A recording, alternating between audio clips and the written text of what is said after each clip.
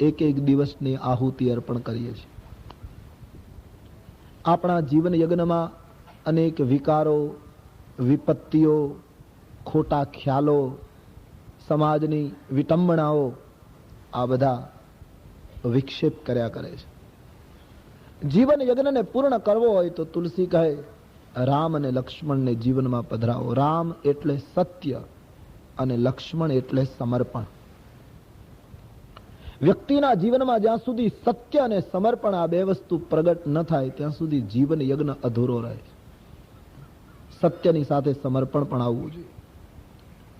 રામ લક્ષ્મણ દ્વારા યજ્ઞની પૂર્તિ થઈ છે. થોડા દિવસ સંતો ઉપર દયા કરી ભગવાન વિશ્વામિત્રજીના આશ્રમમાં રોકાયા છે અને હવે એક દિવસ વિશ્વામિત્રજીએ રામજીને કહ્યું, રાઘવ, તમારી ઈચ્છા હોય તો આપણે એક કૌતુક, એક યજ્ઞ જોવા જઈએ. બોલે, ક્યાં બાપજી? કે આપે જેમ આ એક મારો યજ્ઞ પૂરો કર્યો એમ જનકપુરમાં એક બીજો યજ્ઞ ચાલે છે, એનું નામ છે ધનુષ યજ્ઞ. આ યજ્ઞમાં જે મારીચ અને સુબાહુ વિઘ્ન કરતા હતા એ યજ્ઞમાં રાવણ આદિ રાક્ષસો, આસુરી વૃત્તિના લોકો વિક્ષેપ કર્યા કરે છે. હવે જયારે આપ યજ્ઞો પૂરા કરવા જ નીકળ્યા છો તો જેમ મારો યજ્ઞ પૂરો કરાયો એમ રાજર્ષિ જનકનો યજ્ઞ પણ કમસે કમ સાથે પૂરો કરાવી દો. આપણે ત્યાં જઈએ, એની પુત્રીનો આ ધનુષ યજ્ઞ રચાય છે. આપની ઈચ્છા હોય તો આપણે જનકપુર જઈએ. ધનુષ યજ્ઞ નામ આપ્યું. વિશ્વામિત્રજીની વાત રામ સમજી ગયા. તુલસીદાસજીએ લખ્યું, ધનુષ યજ્ઞ સુની રઘુકુલ નાથા, હર્ષિ ચલે મુનિ બર કે સાથા. વિશ્વામિત્રજીની સાથે બંને ભાઈઓ અન્ય ઋષિઓની સાથે ધનુષ યજ્ઞમાં હાજરી આપવા માટે જનકપુર તરફ યાત્રાનો આરંભ કરે છે. પેદલ યાત્રા છે. વનરાયને જોતા, નદીઓને જોતા આગળ વધી રહ્યા છે. સુંદર પ્રકરણ આવે છે. બહુ નાનું એવું પ્રકરણ પણ અતિ મહત્વનું પ્રકરણ. જેવા આગળ જઈ રહ્યા હતા તો રસ્તામાં એક આશ્રમ આવ્યો. બિલકુલ શાંતિ. પશુ પંખી કોઈ અંદર દેખાતું નથી. ઇવન વૃક્ષો પણ સાધના કરતા હોય એવા લીન થઈને ઉભા છે. વૃક્ષનું એક પત્તું હલતું નથી. આશ્રમના દ્વાર પર રસ્તાના કિનારા ઉપર એક પથ્થર દેહ, એક શિલા, માનો કોઈ ચટ્ટાન પડી છે. આટલી નીરવ શાંતિ જોઈને, આ પથ્થર દેહમાં કોઈ સૂતેલું પડેલું જોઈને ભગવાન રામજીએ વિશ્વામિત્રજીને પૂછ્યું, બાપજી, આ કોનો આશ્રમ છે? આ કોણ પડ્યું છે? પથ્થરની જેમ જડ બની અને શિલા દેહમાં આ કોણ છે મહારાજ? આપ મને વિસ્તારથી કહો. વિશ્વામિત્ર મહારાજ રામજીનો પ્રશ્ન સાંભળીને બધી કથા, આ આશ્રમ ગૌતમ ઋષિનો હતો. આપે કથા સાંભળી છે. ગૌતમ ઋષિને બ્રહ્માજીએ અહલ્યા નામની એક સુંદર સ્ત્રી ઉત્પન્ન કરી અને ગૌતમને અર્પણ કરી. અહલ્યા અતિ સુંદર હતા એમ કહેવાય છે. અહલ્યા જ્યારથી નિર્માણ થયા ત્યારથી ઇન્દ્રની દ્રષ્ટિ એના તરફ હતી કે આ સ્ત્રી મને મળવી જોઈએ. પણ બ્રહ્માજીએ એક ભોગીને આ સ્ત્રી આપવાને બદલે એક યોગીને અર્પણ કરી. ઇન્દ્રના મનમાં રાગના બીજ વવાઈ ચૂક્યા હતા અહલ્યા તરફ. અહલ્યા પણ અતિ સુંદર હતા. એના મનમાં પણ ઊંડે ઊંડે ક્યાંક રાગ હતો કે મને કોઈ રસિક માણસને આપવાને બદલે એક વિરક્તને આપી. એનું એક એના મનમાં થોડુંક ક્યાંક ઊંડે ઊંડે દુઃખ હશે. પરિણામે પૌરાણિક આપણી ઘટના કે ઇન્દ્ર એકવાર વેશ પલટો કરીને આવ્યો છે અને અહલ્યાની સાથે ઇન્દ્ર આશ્રમમાં રહે છે. ઓચિંતા ગૌતમ આવી ગયા છે. આ દ્રશ્ય જોઈને ગૌતમે અહલ્યાને ઇન્દ્રને શાપ આપ્યો છે. ઇન્દ્રને કહ્યું કે તું સ્વર્ગનો માલિક થઈ અને ઋષિઓના આશ્રમ સુધી તું દુષ્કૃત્ય કરવા સુધી પહોંચે છે. આપણા ધર્મગ્રંથો એમ કહે છે કે ઇન્દ્ર સર્વશ્રેષ્ઠ વૈદિક ઉપાસક છે. બધા કરતા મોટામાં મોટો વેદનો ઉપાસક ઇન્દ્ર ગણાય છે આપણા ધર્મગ્રંથો. તુલસીદાસજીને કોઈએ કહ્યું કે ઇન્દ્ર આટલો મોટો વેદનો ઉપાસક છતાં તમે જ્યારે જોઈએ ત્યારે ઇન્દ્રની ટીકા કેમ કરી?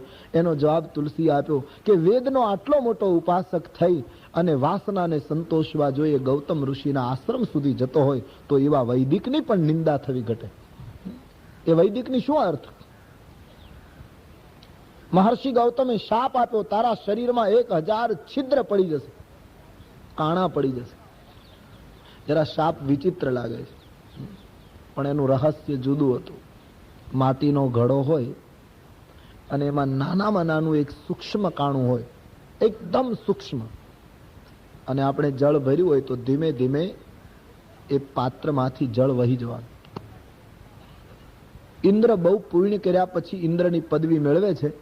તેથી ગૌતમે કહ્યું, તારા શરીરમાં 1000 છિદ્રો પડશે, જેથી કરીને તારું પુણ્ય ધીમે ધીમે બહાર નીકળી જશે, તારા પુણ્ય ખલાસ થઈ જશે. અને અહલ્યાને કહ્યું, તું ઋષિ પત્ની થઈને તારી બુદ્ધિ ભોગ તરફ આસક્ત થઈ, મારો શાપ છે, તું જડ થઈ જઈશ, પથ્થરના જેમ પડી રહીશ, ચટ્ટાન કી તરહ. પણ પછી ગમે તેમ તો સંત ખરા ને, એટલે શાપ આપ્યા પછી જ્યારે ગૌતમ અને અહલ્યાની આંખમાં આંસુ જોયા છે, સંતને દયા આવી છે, બંનેને આશીર્વાદ. શાપને પેલું કરતા કહ્યું છે કે તમારા બંનેના શાપની નિરાકરણ રામ અવતારમાં થશે. અહલ્યા રામ ચરણ રજ પ્રાપ્ત કરીશ ત્યારે તું ધન્ય બનીશ, અને ઇન્દ્ર જનકપુરમાં રામનો વરઘોડો ચડશે ત્યારે 1000 નેત્રથી તું એના દર્શન કરી તે દિવસે કૃતાર્થ થઈશ. આખી કથા વિશ્વામિત્રજીએ રામજીને કહી છે. ગૌતમ નારી સાપ બસ ઉપલ દેખ ધરી ધીર, ચરણ કમલ રજ ચાહતી, કૃપા કરહું રઘુવીર. વિશ્વામિત્રજીએ રામજીને કહ્યું, આ ગૌતમના પત્ની અહલ્યા પથ્થર થઈને પડ્યા છે, પ્રભુ ચરણ રજનું દાન કરો, તમારા ચરણ રજની પ્રતીક્ષા કરે છે વર્ષોથી, આપ કૃપા કરો, એનો ઉદ્ધાર કરો. આ પ્રસંગ માનવ જાત માટે એક મોટું આશ્વાસન છે. તમે વિચાર કરો, ઘણી વખત માણસો સમાજની અંદર પોતાથી કંઈ ભૂલ થાય પછી બહુ નિરાશ થઈ જાય. ઘણા લોકો એવા મળે છે કે અમે આટલું મોટું ભૂલ કરી નાખી, અમે જીવનમાં આટલું મોટું ફલાણું કરી નાખ્યું, હવે અમારાથી કંઈ થઈ શકે નહીં, અમારા માટે કોઈ નિસ્તારનો માર્ગ નહીં. લોકો નિરાશ થઈ જાય, એને એ માટે એક મોટું માર્ગદર્શન છે આ પ્રસંગ.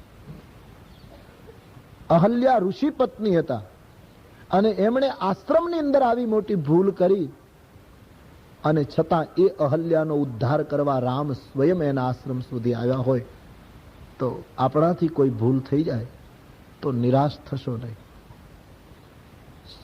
પ્રશ્ન એટલો, સવાલ એટલો છે કે અહલ્યાએ ભૂલ કર્યા પછી પથ્થર થઈ ગઈ, એનો અર્થ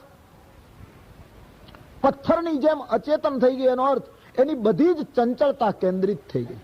જે ચંચળતાએ એને ભોગ તરફ પ્રેરી હતી, જે ચંચળતાએ એને વાસના તરફ ખેંચી હતી, એ ચંચળતા સ્થિરતામાં ફરી ગઈ, ચટ્ટાનની જેમ થઈ ગઈ, યાની નિષ્ઠામાં સ્થિર થઈ ગઈ. પૂરો પસ્તાવો કરી લીધો અહલ્યાએ અને વિચાર કર્યું કે મારા પગલા ભોગ તરફ ગયા તો મારી આ દશા થઈ, હવે હું હલીશ નહીં, ચલીશ નહીં, બસ બિલકુલ પથ્થરની જેમ પડી રહી, નિષ્ઠામાં સ્થિર. ભૂલ થઈ જાય માણસથી. કેટલો મોટો પસ્તાવો કર્યો આ ઋષિ પત્નીએ, કેટલી સ્થિરતા એનામાં આવી ગઈ કે એને રામ પાસે પવિત્ર થવા માટે ન જવું પડ્યું, એને મંદિરોમાં ન જવું પડ્યું, મંદિરના રામને અહલ્યાની પાસે આવવું પડ્યું. જીવન સુધરી શકે છે, ભક્તિ માર્ગમાં કોઈ દિવસ મોડું થતું નથી. સવાલ, માણસ પૂરો પસ્તાવો કરી નિષ્ઠામાં સ્થિર થઈ જાય. અમારાથી કઈ ન થાય એવું નહીં માનસ, ભલે ભૂલ થઈ ગઈ, માણસ છીએ, ભૂલ થઈ ગઈ, ભગવાનને કહી દો અમારાથી ભૂલ થઈ ગઈ, હવે હું ક્યારેય નહીં કરું.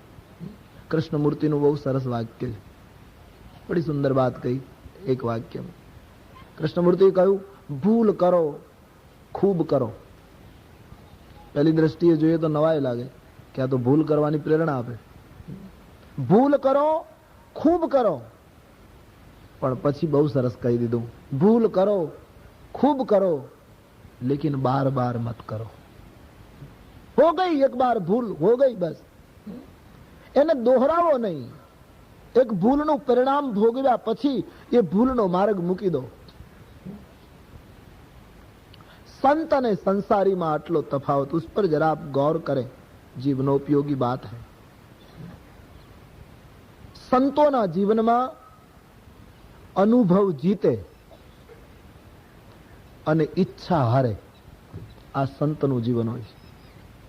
સંત કોઈ કામ કરે ને એમાં એને કઈ ખરાબ અનુભવ થાય તો એ અનુભવ જીતી જાય, પછી ઈચ્છા નહીં કરે। આ ઈચ્છાના પરિણામે મને આવો અનુભવ થયો, એ અનુભવ એના જીવનમાં જીતી જાય, પછી એ ઈચ્છાના પથ ઉપર કોઈ દિવસ કદમ નહીં રાખે સંતો। સંતના જીવનમાં અનુભવ જીતે, ઈચ્છા હારે, અને સંસારીઓના જીવનમાં હંમેશા ઈચ્છા જીતે અને અનુભવ હારે। એની ઈચ્છાથી આપણે અનેક વાર દુઃખી થયા, અનેક વાર અનુભવો કર્યા, છતાં માનવીના જીવનમાં ઈચ્છા વધતી જ ગઈ, ઈચ્છા વધતી ગઈ। સાધુના જીવનમાં અનુભવ જીતે, ઈચ્છા હારે, સંસારીના જીવનમાં ઈચ્છા જીતે અને અનુભવ હારે। આ આપણી અનુભૂતિ હોય છે। તો ભૂલ થઈ જાય, આપણે માણસ છીએ, પણ પછી નિષ્ઠામાં ભક્તિ કરવી હોય, ભગવાનની પાસે જવા કરતા ભગવાનને આપણી પાસે લાવવા હોય તો તુલસીદાસજીએ 2 વાત રામચરિતમાનસમાં કરી છે। ભક્તિમાં પ્રભુ આપણી પાસે આવશે અને એટલા માટે 2 વસ્તુ જોઈએ, એક તો નિષ્ઠામાં સ્થિરતા અને બીજું પ્રતીક્ષા। 2 આશ્રમો રામાયણમાં એવા છે જ્યાં રામ બિના બુલાઈ ગયે। એક તો આ અહલ્યા, જે અતિ પાતકી ગણાતી હતી એ કાળમાં મહિલા, એના આશ્રમે રામ સામેથી ગયા, રામના પગલા ખેંચાયા, એનું કારણ અહલ્યાની સ્થિરતા, એની જે ધીરતા છે નિષ્ઠામાં।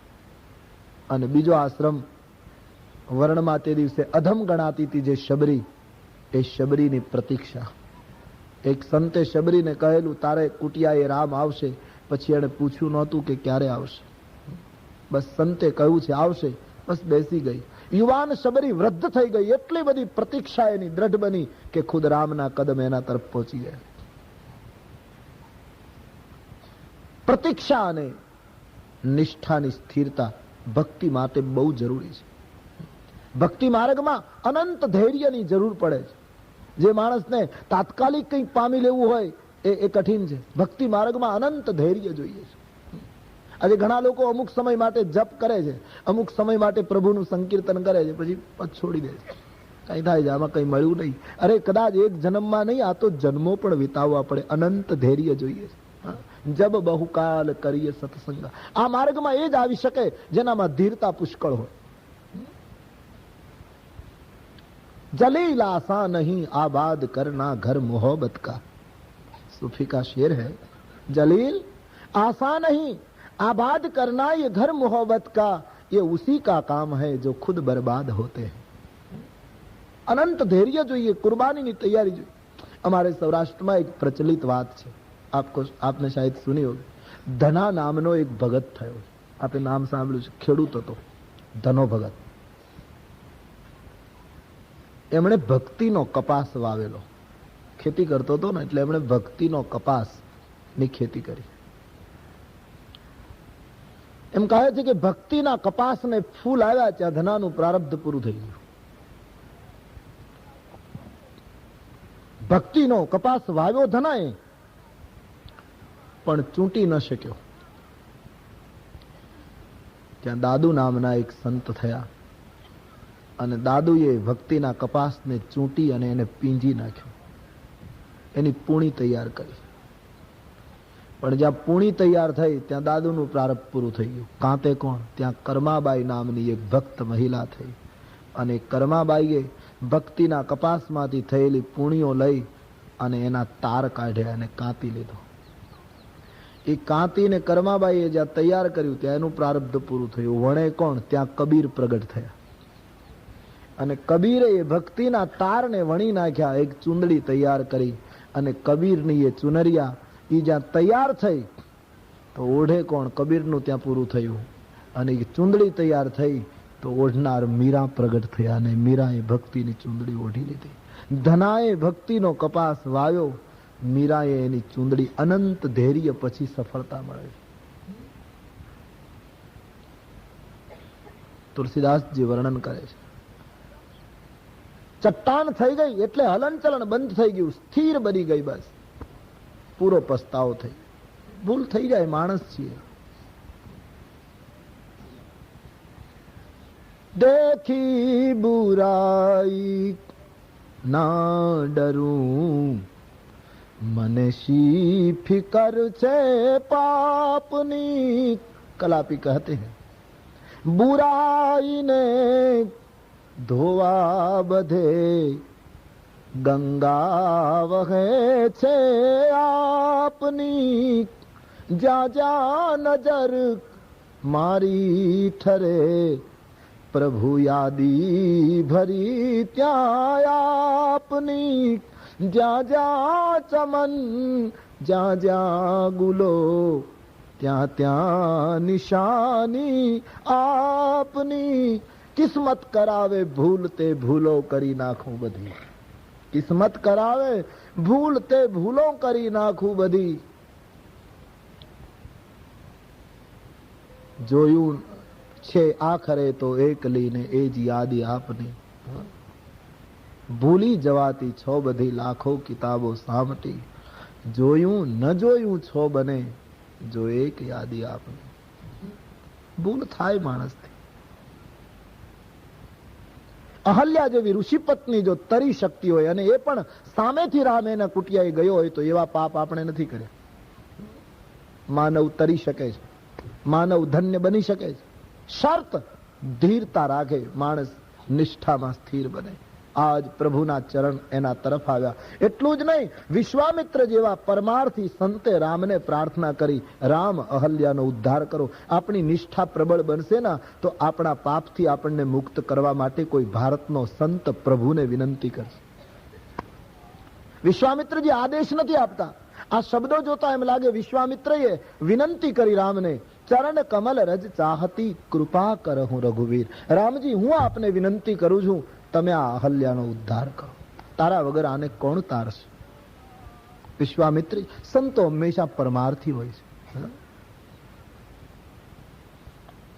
અહલ્યાને ઉગારો મહારાજ, એને ચેતનતા પ્રગટ કરો, ચૈતન્ય આપો. ભગવાનને કહ્યું ચરણ કમલની રજનું દાન કરો. ભગવાન વિચારમાં પડ્યા કે શું કરવું? ઋષિ પત્નીને પગ કેમ અડાડવો? એક તો રઘુવંશની મર્યાદા. આમ સામાન્ય રીતે કોઈ સ્ત્રી સૂતી હોય તો એને હાથથી પણ ન અડાય, તો પછી પગથી તો કેમ અડવું? અને એમાં આ તો ઋષિ પત્ની, એને પગ અડાડવો એટલે એક મોટું મર્યાદાનું ઉલ્લંઘન હતું. અને રઘુવંશમાં તો કેટલી બધી મર્યાદા. હવે વિશ્વામિત્રજીએ કહ્યું તમે ચરણ રજનું દાન કરો. શું કરવું? રામજી માટે અમુક મહાત્માઓ એમ કહે છે કે એમણે પગ ઊંચો કર્યો, પવનની લહેર આવી, ચરણ ધૂળી ઉડી અને અહલ્યા જે ચટ્ટાન થઈને પડ્યા હતા એના ઉપર પડી અને અહલ્યા પ્રગટ થયા. તુલસીદાસજી કહે નહીં, ધૂળ ઉડે ને એના મસ્તક ઉપર પડે એમાં મને સંતોષ નથી. તુલસી કહે નહીં, પગ અડાડવો જ જોઈએ, પગ સ્પર્શ થવો જોઈએ. અને તેથી ગોસ્વામીજીએ લખ્યું, ભગવાન રામજીએ વિશ્વામિત્રનો આદેશ સ્વીકારીને પર સત પદ પાવન શોકન સાવન પ્રગટ ભઈ તપ પુંજ સહી દેખત રઘુનાયક જન સુખદાયક સન્મુખ હોઈ કર જોરી રગી પર સત પદ પાવન શોકન સાવન. ભગવાનના પુનીત ચરણનો જ્યાં સ્પર્શ થયો છે, ગોસ્વામીજી કહે પ્રગટ ભઈ તપ પુંજ સહી. શબ્દ પર ધ્યાન દે. તુલસીદાસજી કહે અહલ્યા જયારે ઉભા થયા ત્યારે એમ લાગતું હતું કે કોઈ તપસ્વીની ઊભી થઈ. તો પછી આ પતિત હતી કે તપસ્વીની હતી? તુલસી કહે ભૂલ થયા પછી એનો પૂરો પસ્તાવો કરી અને નિષ્ઠામાં સ્થિર થઈ જવું એ મોટામાં મોટું તપ છે. પ્રગટ ભઈ તપ પુંજ, વર્ષોની સાધનામાંથી કોઈ જાણે બેઠું થયું હોય આવી અહલ્યા આવા દેખાય. પ્રગટ ભઈ તપ પુંજ સહી દેખત રઘુનાયક. જ્યાં આંખ ખોલીને અહલ્યાએ જોયું, રઘુનાયકના દર્શન કર્યા, સન્મુખ હોઈ કર જોર રહી. એટલા પ્રેમ વિભોર બન્યા અહલ્યા. અતિ પ્રેમ અધીરા પુલક શરીરાય, અતિ પ્રેમ અધીરા પુલક શરીરા. મુખ નહીં આવત બચન કહી, અતિશય બડ ભાગી ચરનન લાગી, જુગલ નયન જલધાર બહી. એટલા બધા પ્રેમ વિભોર અહલ્યા બન્યા કે હાથ જોડીને રામજીની સામે ખાલી ઉભા જ રહ્યા. આંખમાંથી અશ્રુની ધારા વહેવા લાગી. હિંમત એકઠી કરી અને જયારે બોલવાની કોશિશ કરી ત્યારે બહુ સરસ બોલ્યા. ભગવાન, હા, આજ એક ભ્રાંતિનો અંત આવ્યો. શું? હું અત્યાર સુધી એમ માનતી હતી કે ગૌતમ ઋષિએ મને શાપ આપ્યો, પણ આજ ખબર પડી કે શાપ નહોતો, આશીર્વાદ હતો. મારી ચંચળતાને જેણે સ્થિર કરી દીધી એને શાપ કેમ કહેવાય? મારી તમામ વૃત્તિઓ જે બેફામ ફરતી હતી એને ચટ્ટાન કી તરહ એક બના દી. એ તો આશીર્વાદ હતો પ્રભુ. અને મહારાજ, આજ વિશ્વામિત્ર ગૌતમ ઋષિએ મને શાપ ન આપ્યો હોત તો આપના ચરણની રજ મને ક્યાંથી પ્રાપ્ત થઈ? અને હું કેટલી બળભાગી. અને આમ વાતે સાચી. તમે ગંગાની યાત્રા કરી હશે તો ખ્યાલ આવશે. ગંગા સાગરમાં જ્યાં ગંગા ભળે છે, અથવા તો કલકત્તા બાજુ તમે ગંગાને જોશો તો ગંગા બહુ ડોળી છે. એટલે પવિત્ર તો છે, પાપ નાશક છે, પણ એનું રૂપ જરા ડોહળું છે. એટલી બધી ચોખ્ખી ગંગા ઋષિકેશમાં હરિદ્વારમાં તમને મળે. જેમ જેમ ઉપર જાઓ એવી ગંગા નીચે નથી. હરિદ્વારની ગંગા તમને વધારે ચોખ્ખી લાગશે, ઋષિકેશની ગંગા એના કરતા વધારે સરસ લાગશે, ઉપર જઈશો તો એના કરતા વધારે સુંદર લાગશે. તો ઈ ગંગા જ્યાંથી નીકળી ગંગોત્રીમાંથી ત્યાં કેટલી ચોખ્ખી હશે? એના કરતા આગળ લો, શંકરની જટામાંથી નીકળી ત્યારે કેટલી ચોખ્ખી હશે?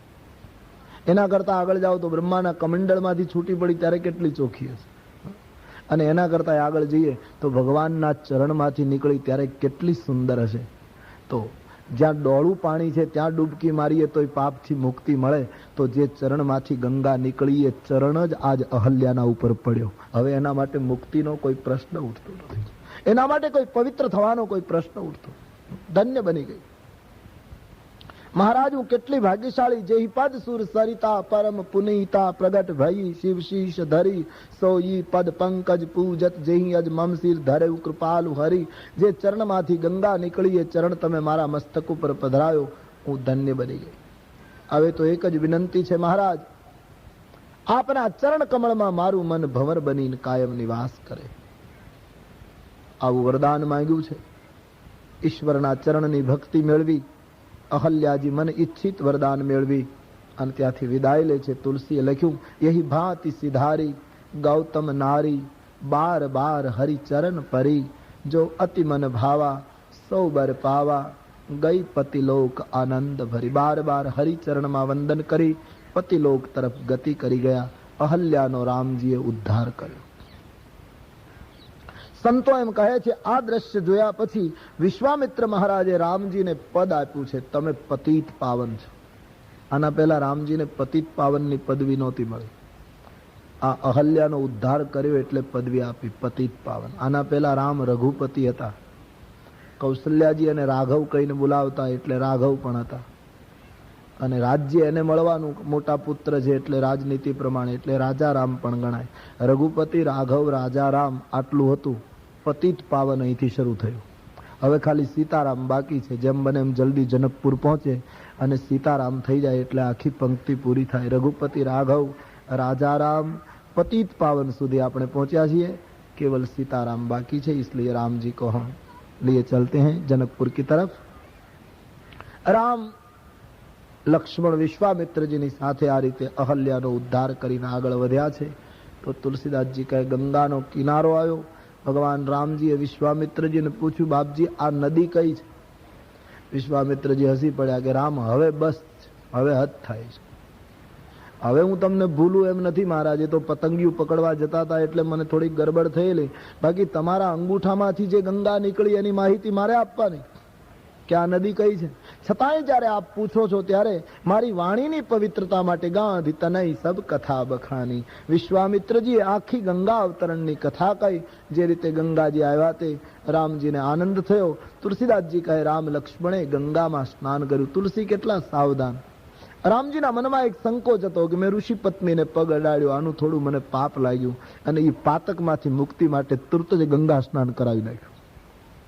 માનો પ્રાયશ્ચિત રામજી પાસે કરાવી નાખ્યું. ગંગા સ્નાન કરી બ્રાહ્મણોને દક્ષિણા આપી છે, અને પછી ત્યાંથી આગળ વધ્યા તો જનકપુર દેખાવા લાગ્યું. બેગી વિદેહ નગર નિયરાય. સુંદર ઇમારતો, રાજમાર્ગો, ચોક ચૌટાઓ, ગલીઓમાં સુગંધી છંટાય છે. સુંદર નદી જનકપુરની બહાર વહી રહી છે. નદીના કિનારે અનેક ઋષિમુનિઓ અને ઉદાસીન સંતોના આશ્રમો છે. અનેક રાજા મહારાજાઓ મુકામ કરીને બેઠા. જનકપુરનું વર્ણન તુલસીદાસજીએ ખૂબ કર્યું. વાતે સાચી, જનકપુરની એક આગવી મહિમા છે. રામાયણની અંદર 3 નગરીનું બહુ સરસ વર્ણન છે. અયોધ્યા, જનકપુર અને લંકા. મૂળ 3 નગરી છે. આપણે આ 9 દિવસમાં 3 ગામમાં ફરવાનું છે. એ 3 નગરીમાં ત્રણેયનો બરાબર વિચાર કરીએ તો સંતોએ બહુ સરસ નિર્ણય આપ્યો કે લંકા આખું નગર દુર્જનોનું, રાક્ષસો નિવાસ કરે, બધા દુર્જનો ત્યાં રહે છે. પણ તુલસીદાસજીએ કહ્યું લંકા આખું ગામ દુર્જનોનું, પણ સજ્જનોથી ખાલી નથી, એમાં સજ્જનો પણ બેઠા છે. 2-3 સજ્જન પણ છે. આમ તો આખું ગામ દુર્જનોનું, પણ 2-3 સજ્જન પણ છે. વિભીષણ, પ્રહસ્ત, માલ્યવંત, મંદોદરીના વિચારો, આ બધું સજ્જનતાનું પ્રતીક છે. એટલે કે લંકા આમ દુર્જનનું ગામ છે, પણ સજ્જનોથી ખાલી નથી.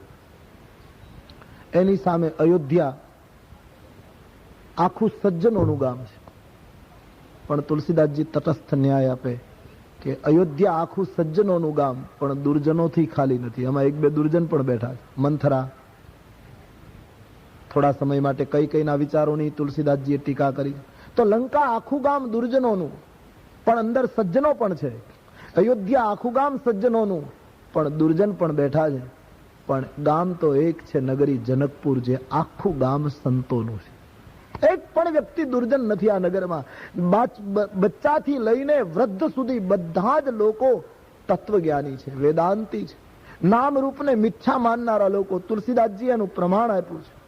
પુર નર નારી સુભગ સુચિ સંતા, પુર નર નારી સુભગ સુચિ સંતા, ધર્મશીલ જ્ઞાની ગુણવંતા, ધર્મશીલ જ્ઞાની ગુણ.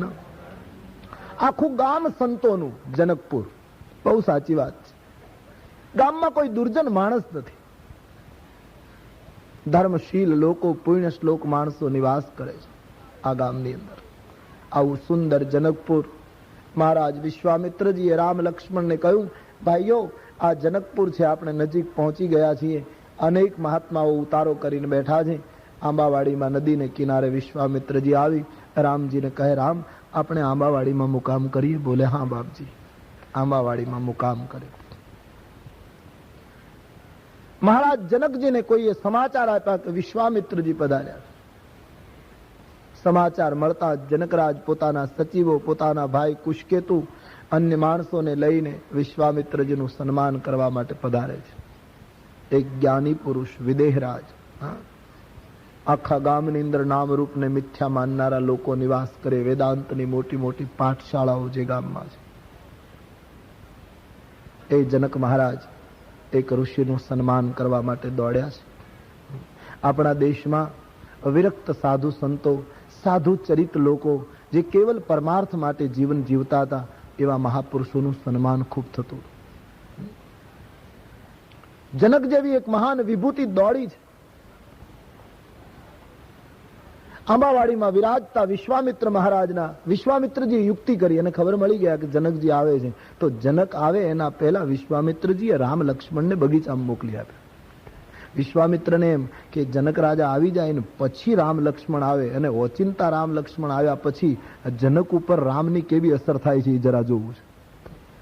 જેમ હું આકર્ષિત થયો એમાં નામરૂપને મિથ્યા માનનાર આકર્ષિત થાય છે કે કેમ, જરા જોઉં. રામ લક્ષ્મણ બગીચામાં ગયા છે. વિશ્વામિત્રજીની પાસે જનકજી આવી દંડવત કર્યા. બાપજી, આજ મારી ભૂમિ પાવન થઈ ગઈ, અમને ધન્ય કર્યા. આશીર્વાદ આપતા વિશ્વામિત્રજીએ પૂછ્યું, આપ પરિવાર સહિત કુશળ છો? બોલે, બાપજી આપની કૃપા છે, આજ અમે ધન્ય બની ગયા છીએ. આમ જ્યાં ચર્ચા કરે ત્યાં બંને ભાઈઓ આવ્યા.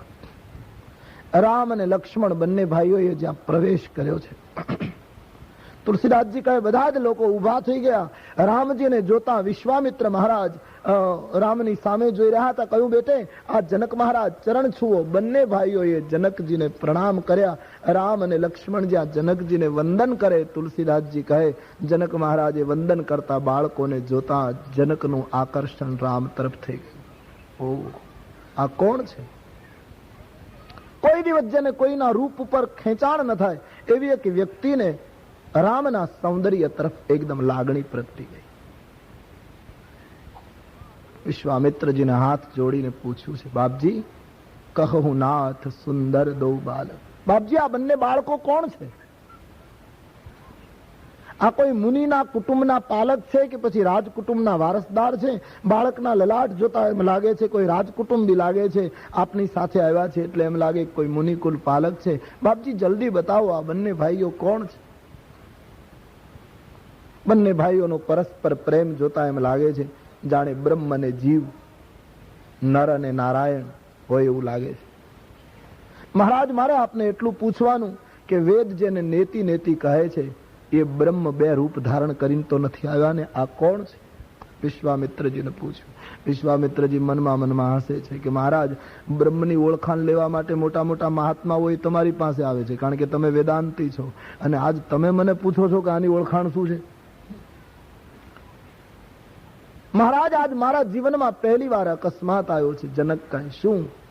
ઇનહી બિલોકત અતિ અનુરાગા બરબસ બ્રહ્મ સુખ હિ મનુ ત્યાગા. બાપજી, આ બે બાળકોને જોતા મને એટલો બધો અનુરાગ પેદા થયો છે એના તરફ કે મારું મન 24 કલાક બ્રહ્મમાં રહેતું તું. જનકજી કહે એ બ્રહ્મમાંથી છૂટું પડીને આ બાળકમાં લાગી ગયું છે. બાપજી, મારું મન સહેજે વૈરાગી છે, મારા મનને કોઈ તરફ ખેંચાણ થતું નથી, પણ આજ આ બાળકોને જોયા પછી જેમ ચકોરની દ્રષ્ટિ ચંદ્રના ઉપર લાગી જાય એમ મારું મન ખેંચાયું છે, મારી દ્રષ્ટિ લાગી છે. આ બાળકો કોણ છે? જલ્દી સ્પષ્ટતા કરો. વિશ્વામિત્રજી મનમાં વિચારે કે આપનું મન ખેંચાયું એમાં શું નવાય? અમારા જેવા વિરક્તોના મન પણ આ બાળકોએ ખેંચી લીધા. ગર્ભિત જવાબ આપ્યો વિશ્વામિત્રજીએ, આપ જે બોલ્યા એ બધું બરાબર છે. બ્રહ્મ બે વેશ લઈને આવ્યા એમ કહો તો પણ બરાબર, રાજકુટુંબના પાલક કહો તોય બરાબર, નરનારાયણ કહો તો પણ બરાબર, આપ જેવા મહાપુરુષ જે બોલે એ બરાબર જ હોય. આમ ગર્ભિત જવાબ આપ્યો. અને પછી જનક મહારાજને ધીમે રહીને કહ્યું કે મહારાજ, લૌકિક ઓળખાણ કે આ બંને મહારાજ દશરથજીના પુત્રો છે. આ મારો રામ છે, આ સુમિત્રાનંદન લક્ષ્મણ છે. જનકજી, શું કહું? આ બંને બાળકોએ મારા યજ્ઞને પૂરો કરાયો છે. રસ્તામાં અહલ્યાનો ઉદ્ધાર કરી તમારા યજ્ઞમાં હાજરી આપવા માટે મેં આગ્રહ કર્યો, તેથી આવ્યા છે. આ દશરથજીના સંતાનો છે. ઓળખાણ આપી છે. મહારાજ જનકજીને ખૂબ ભાવ થયો છે. તુલસીદાસજી તો નથી લખતા, પણ જનકજીના મનમાં તે દિવસે એમ વિચાર આવ્યો કે ઓહ, આ બાળકો દશરથજીના પુત્રો બન્યા, આનો પિતા તો હું બનવો જોઈતો હતો, આ મારા સંતાનો થવા જોઈતા હતા, પણ હવે તો એ શક્ય નથી. બીજો વિચાર જનકને આવ્યો, હું પિતા તો ન બની શક્યો, ગુરુ બનું. અને જનકની કક્ષા ગુરુ બનવાની પણ હતી, પણ થયું કે રઘુકુળના ગુરુ વશિષ્ઠજી છે, એ પણ શક્ય નથી. જનકજીને ત્રીજો વિચાર આવ્યો કે પિતા તો ન બની શકાયું, ગુરુ બની શકાશે નહીં.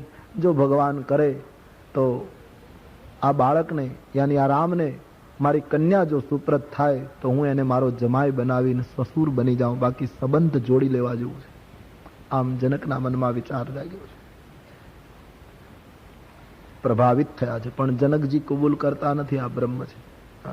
વિશ્વામિત્ર મહારાજ પણ રામજીને મળ્યા પછી આપણે જોઈ ગયા કે તાડકા ન મરી ત્યાં સુધી વિશ્વામિત્રજીએ કબૂલ ન કર્યું કે આ બ્રહ્મ છે. એમ જનકજીને આકર્ષણ જરૂર થયું, પણ ધનુષ્ય નહીં તૂટે ત્યાં સુધી જનક કબૂલ નહીં કરે કે આ બ્રહ્મ છે. આ ત્રણેય મહાપુરુષો, આ પ્રસંગમાં 3 મહાપુરુષની કથા આવે છે, વિશ્વામિત્ર, જનક અને છેલ્લે પરશુરામ. વિશ્વામિત્ર મહારાજની મુશ્કેલી આપણે જોઈ ગયા કે તાડકા મર્યા પછી જાણે કબૂલાત સ્વીકારી કે આ બ્રહ્મ છે. જનકજી ધનુષ્ય તૂટ્યા પછી સ્વીકારશે કે આ બ્રહ્મ છે, અને પરશુરામ મહારાજ વિષ્ણુનું ધનુષ્ય રામ ચડાવી આપે પછી જ કબૂલ થાય છે કે આ બ્રહ્મ છે. સ્વાગત કર્યું છે. બાપજી, હા, આપ એકલા પધાર્યા હોત તો હું તમને તપોવનમાં જ ઉતારો આપત, પરંતુ અયોધ્યાના રાજકુમારો આપની સાથે છે અને એમનો ઉતારો જો હું બરાબર ના આપું તો મેં અયોધ્યાનું અપમાન કર્યું કહેવાય. માટે આપ મારી સાથે મારા નગરમાં પધારો અને સુંદર રાજભવનમાં મુકામ કરો. રામ, લક્ષ્મણ અને વિશ્વામિત્રજીની સાથે રહેલા અન્ય સંતોને લઈ જનક મહારાજ પોતાના રાજભવનમાં એક સુંદર મહેલમાં આ બધાને ઉતારો આપે છે. બપોરનું ભોજન થયું. રામાયણમાં લખ્યું છે વિશ્રામ કર્યો. વિશ્રામ લીધા પછી સાંજનો સમય છે. ભગવાન રામના મનમાં એક વિચાર આવ્યો કે બીજું કઈ નહીં, વિશ્વામિત્ર બાપજી જ્યાં જઈએ છીએ ત્યાં મારી ઓળખાણ હવે બધાને બ્રહ્મ તરીકે આપવા લાગ્યા. જનકજીને પણ ગર્ભિત રીતે એમણે ઈશારો કરી નાખ્યો.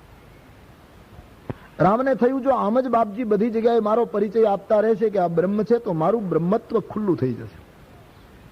પરિણામે રામજીને લાગ્યું કે મારું અવતાર કાર્ય મુશ્કેલીમાં મુકાશે.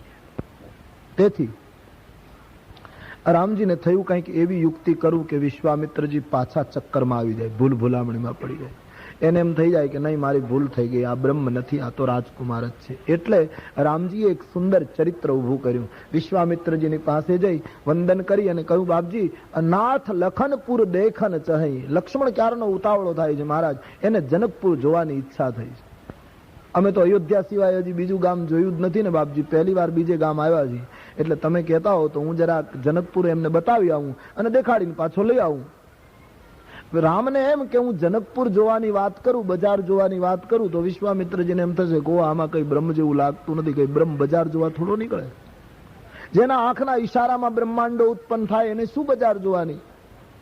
માટે ચરિત્ર ઊભું કર્યું છે વિશ્વામિત્રજીને ભૂલાવવા માટે. બાપજી, લક્ષ્મણની ઈચ્છા છે, આપ કહો તો હું નગર બતાવી આવું. પણ રામજી જ ભૂલ કરી ગયા, પકડાઈ ગયા. નગર બતાવી કોણ શકે જેને પહેલા જોયું હોય એ. રામજી એમ કહ્યું કે હું નગર બતાવી આવું, એનો અર્થ એમ કે રામનું નગર જોયેલું છે, કારણ કે એ તો બ્રહ્મ છે. લવ નિમેષમાં ભુવન નિકાયા. વિશ્વામિત્ર હસી પડ્યા કે રાઘવ, તમે મને ચક્કરમાં નાખવા માંગો છો, પણ હવે હું ચક્કરમાં આવું એમ નથી. તમારે નગર જોવા જવાનું નથી, પણ આ નગરની અંદર અનેક મહાત્માઓ કેટલાય સમયથી બેઠા છે, એના નેત્રોને ધન્ય બનાવવા માટે દેખ આવ હું નગર સુખ નિધાન દઉ ભાઈ, કર હું સુફલ સબકે નયન સુંદર બદન દિખાય. તમે બંને ભાઈઓ આ નામરૂપને મિથ્યા માનનારી નગરીને એક બતાવી દો કે નામરૂપ જો ખાલી મિથ્યા જ હોય તો પછી આંખનો અર્થ શું છે. આંખની સફળતા છે એક રૂપના દર્શન કરવું. માટે આ તમારું દિવ્ય રૂપ બતાવી બધાના નેત્રોને ધન્ય બનાવો. જાઓ બેટે, હું સમજુ છું તમે બધાને ધન્ય બનાવવા માટે વાત કરો છો, બાકી તમે નગર જોવા જાઓ ને તમારાથી બધું અજાણ્યું છે ને એવો કોઈ પ્રશ્ન નથી. વિશ્વામિત્રજીએ આનંદ વ્યક્ત કર્યો. બંને ભાઈઓને મંજૂરી મળી. નગર દર્શન માટે રામ લક્ષ્મણ તૈયાર થયા.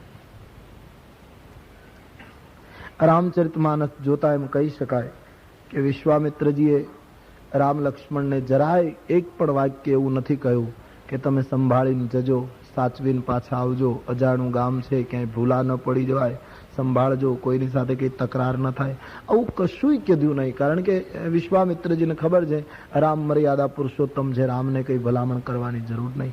આની જગ્યાએ કૃષ્ણ હોય તો કેટલી ભલામણો કરવી પડે કે મહેરબાની કરજે, ધ્યાન રાખજે, અને છતાંય કેટલું કરીને આવ્યો હોય. આપણે ત્યાં કૃષ્ણ ચરિત્રમાં આવો જ પ્રસંગ આવે છે. નંદ બાબા કૃષ્ણ બલરામને લઈને મથુરા ગયા અને મથુરાના ગામની બહાર બગીચામાં ઉતારો કર્યો. સાંજ પડી અને ભગવાન કૃષ્ણએ નંદજીને કહ્યું, બાબા, અમે મથુરા તો ક્યારેય જોયું નથી, પહેલી વાર આવ્યા છીએ, તો તમે કહેતા હો તો હું દાવું અને આ ગોપ બાળકો બધા જરા મથુરાની બજારો જોઈ આવીએ. નંદજીએ કહ્યું, નહીં, આ ગોકુળ નથી, આ મથુરા જ કંસની નગરી છે, આપણા ગામમાં જેમ તેમ ફરી શકાય. બોલે બાબા હું એટલું તો સમજુ ને કે કંસના ગામમાં જેમ તેમ થોડું ભરાય, એટલું તો અમે જઈશું, ચક્કર મારીને પાછા આવીશું. કહું નહીં, તારો ભરોસો નહીં. કહું નહીં બાબા, અમે જરાય તોફાન નહીં કરીએ, અમને જવા દો, બજાર જોઈને પાછા આવીશું. ખૂબ જ આગ્રહ કરે. નંદજી ના પાડે. અતિ આગ્રહ થયો ત્યારે નંદ મજબૂર બન્યા અને કહ્યું કે કૃષ્ણ હું તને મોકલું પણ એક શરત. શું? સીધે સીધા જવાનું અને પાછા સીધે સીધા પાછા આવવાનું. કૃષ્ણએ દલીલ કરી બાબા સીધે સીધા જવાનું કહો છો પણ સામે દિવાલ આવતી હોય તો પછી આમ વળવું કે નહીં. કયું એવી ખોટી તાર્કિક દલીલો નહીં કર, હું તને જે અર્થમાં કહું છું એ અર્થમાં તું સમજ. આ કયું બોલે ઠીક હે, સીધા સીધા જઈશું, પાછા આવી જઈશું. કોઈની સામે બહુ જોવાનું નહીં. કૃષ્ણને કહ્યું બોલે ઠીક હે. કોઈની સાથે વાતચીત નહીં કરવાની. કહે ઠીક. કોઈ વસ્તુ ખરીદવાની નહીં. નંદજીએ કહ્યું. કૃષ્ણ અટકી ગયા. બાબા ખરીદવાની નહીં તો પછી લૂંટવાનું? કહ્યું તું બંધ જ રાખ, તને જે ટેવ પડી છે ને એ નહીં જાય, લૂંટવાની આદત છે. કહ્યું નહીં બાબા આપ ખરીદવાની ના પાડો છો તો કહે. કહ્યું સારું, કોઈ ચીજ વસ્તુ લઈશું નહીં, બિલકુલ તોફાન કે તકરાર નહીં કરવાની. બોલે ઠીક હે. કેટલી ભલામણો કરી અને કૃષ્ણને મોકલ્યા છે, અને છતાં બડી સુંદર કથા કહેતે હૈ કથાકાર લોગ કૃષ્ણ ચરિત્ર में. મથુરાના રાજમાર્ગ ઉપર પગ મૂક્યો પછી પેલો કંસનો માળી મળ્યો, દરજી મળ્યો, તો બધા જુદા જુદા મળે છે અને રાજમાર્ગ ઉપર નીકળ્યા છે. જેણે આડા આવીને તકરારની પેલી કરી અને માર્યા પણ છે.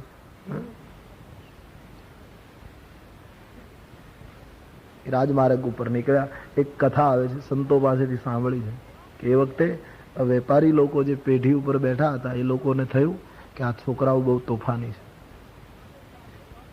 ગોકુળના બાહુબળવાળા છોકરાઓ છે અને આને જો સમજાવી નહીં લઈએ, પાન બીડા આપીને રાજી નહીં કરી દઈએ તો કદાચ આપણી દુકાનમાં લૂંટ કરે.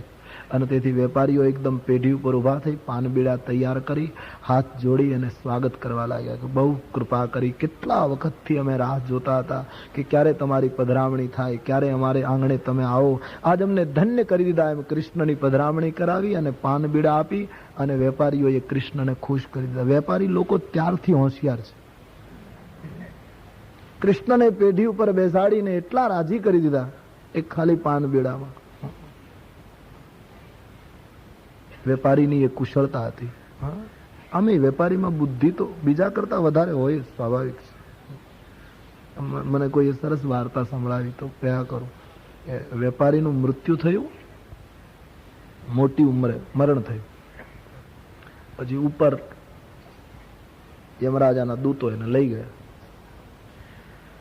હવે યમરાજાના દરબારમાં એ વેપારીનો જીવ ગયો. એ વખતે યમરાજાના દરબારમાં કોઈ પાર્ટી મહેફિલ ને એવું કંઈક હતું.